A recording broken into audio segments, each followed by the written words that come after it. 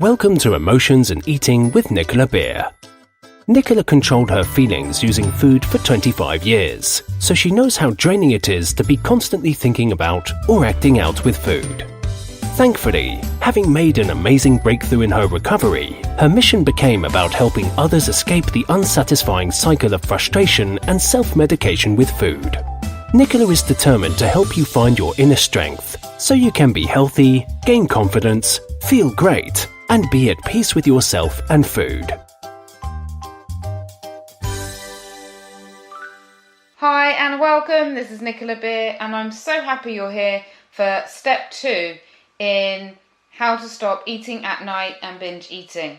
So in the first part, just as a quick recap, we looked at if you're binge eating at night or binge eating in the day, is it because of a possible physical nutrient deficiency?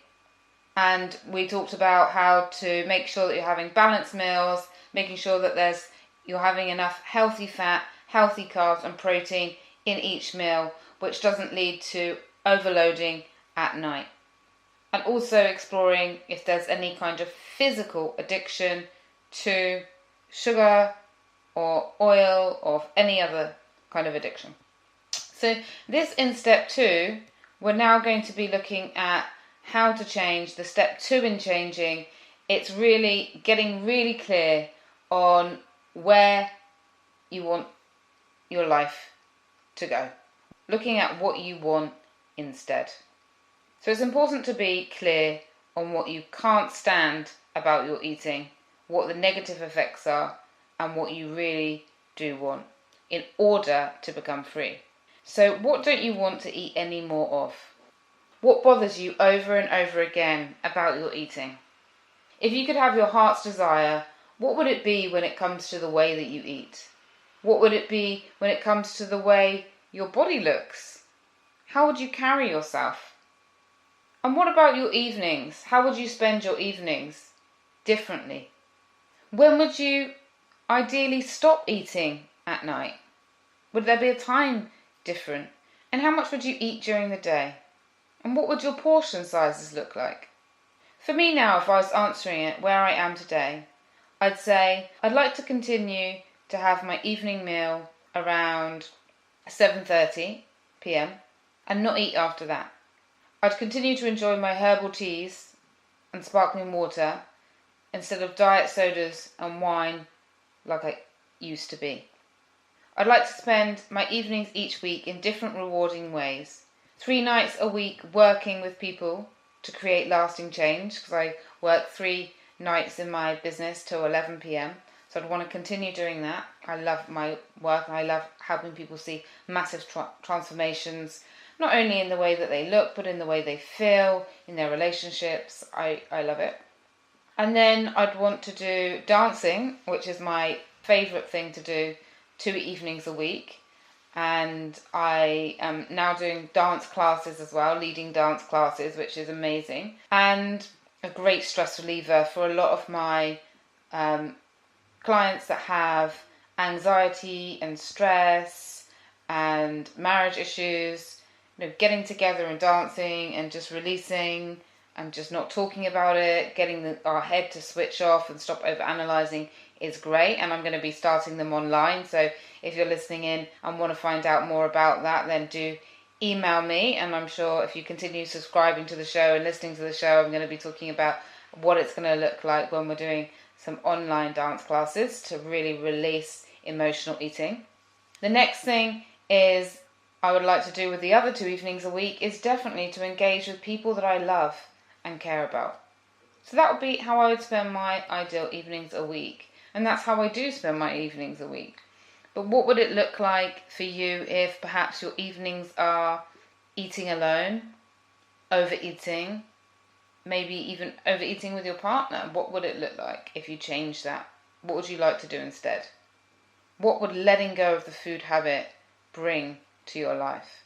Sarah, that I work with, most wanted to stop coming home and having a glass of wine and snacking all night on cheese, crackers and other crap, as she called it. She wanted to spend 2 to 3 evenings a week with a man who loved her and was interested in her. Sarah declared that she wanted to go out on dates with a handsome, caring, interesting man, whether dining out, going for walks, or cooking together and chatting at home. She wanted to stop watching rubbish TV and wasting hours scrolling on social media. And I'm delighted to share that this happened for her. When she set her intention of what she wanted to do instead of the binge eating, and followed the steps in my self-love program and my Healthy Eating Hypnosis program, she became free. So what do you want your life to look like when you are free from emotional eating? And how will having your life be that way make you feel? How will it feel to be completely free from overeating? What will it look like? What will you wear? What will you say to yourself? How will you benefit? As mentioned, Sarah found love. She felt happy and proud of herself. Even though her weight didn't change at the beginning, she felt good instantly. And she knew she would when she did this exercise. She knew that, yes, it might be difficult, but she would feel so much better long term, having that loving relationship, being free from the old patterns. Ben wanted to stop eating leftovers and the sweets and chocolates his wife brought for the children. He wanted to engage with his family more than being away, busy answering work emails and phone calls all night. He wanted to feel less stressed. He was tired and fed up of always being busy. Ben wanted to spend more time with his wife, to engage with her, and to make a habit to go to bed with her instead of staying up, binging on food and TV alone. He wanted to hold her, to feel her, and to be with her. Then I asked him, what I will ask you surely, when you have this, Ben, how do you think it will make you feel? What would it feel like inside to have these benefits? How do you imagine or think the relationship will be affected? How will you feel in your home?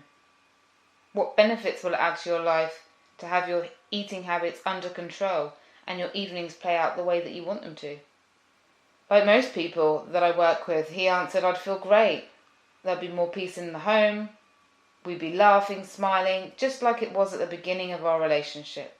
We'd be having interesting conversations rather than just talking about the children's logistics and parties or bills. We'd be a couple enjoying life rather than hostility and feeling bloated and uncomfortable from constantly thinking about food and eating it. So now it's your turn. How about you? What would you most like your life to look like now if your eating routine was changed? I really encourage you, if you can, to take some time to do this. Pause the audio and outline what you want. And if you're driving, listening to this, like I know many people say to me that they're either on the treadmill or they're driving or cleaning in the house, maybe just stop the audio and write it in your phone, or just make a mental note for yourself. Obviously, if you're driving, you can't just start writing and putting it in your phone. So just think about, what do you want your life to look like if we remove the food? Because whenever I help people change from any addiction or any habit that they have, it's good to replace the habit with a empowering, supportive, exciting alternative. These exercises really work, so really don't shortchange yourself here. You are worth it and deserve to be free. Really enjoy the process of doing this. Really write down all the freedom of not being attached to food will give you. This really changed my life when I stopped comfort eating and binge eating at night, because I had so much time and my body felt so good not being overloaded with rubbish. I could easily read a book and not be thinking what to eat next. I could effortlessly say yes to invitations out, whereas before I turned down social and dinner invitations because I wanted to have my food alone. I had a time for a hobby, as I mentioned. I'm doing the dancing and sharing this and loving this twice a week. It makes me feel absolutely alive. What could you do with your extra time, not focused on food and overeating? What about the extra energy you'll have from a great night's sleep? How would you feel inside? How would you look? what would you say to yourself?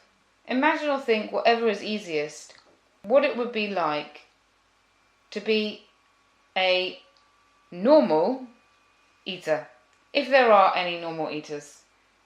But you know what I mean. A sensible eater, a healthy eater, a person that is able to, which thankfully I am now able to do, eat my meal, and then that's it. I'm not hungry again. I'm not focusing on food. I'm not obsessing about food. I really take time, really enjoy my meal, show myself love through that loving meal, make sure it looks nice, give myself time, mindfully eat it, and really enjoy it. And then that's it until the next day.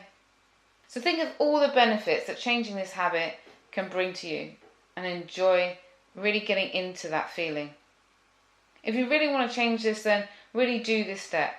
Really think about what you want your evenings to be like, who you want to spend them with, how you want to eat, and how this may make you feel. So great, hopefully you have done that and are feeling good and empowered. So the next step for this part of the process is taking some kind of action towards making that happen. Maybe that's recruiting somebody to do something different with you in the evening. Maybe that's signing up for something. Maybe that's feeling, this is so important to me. Maybe I do need some extra help in changing my eating habits or loving myself, or maybe I do want to explore hypnotherapy or self-love programs to enrich this area of my life. And they're available for you if this calls to you, if that speaks to you, if you're curious. You can visit my website, nicolabeer.com. Under the eating section of the website, there's a Healthy Eating Hypnosis, which is at the top, which has a mind programming healthy hypnosis and some actions and some steps like these to get you into healthy habits, changing habits. And there's also my self-love audio program listed at the bottom, and this is an 8-week program where 2 modules a week. Some people do them all in 1 week, some people obviously spread them over the 8 weeks, and it's getting into the actions to really love yourself, because it's easy to say love yourself, or I'm going to love myself more, or someone to say to us, oh, you need to love yourself more, and you could be like, yeah, I know, but I can't. How do I do that? And that's exactly what the course takes you through step by step. Either way, I just want to say thank you so much for listening. We're now going to be in the next part of this 4-part series looking at what the cost of overeating is causing you.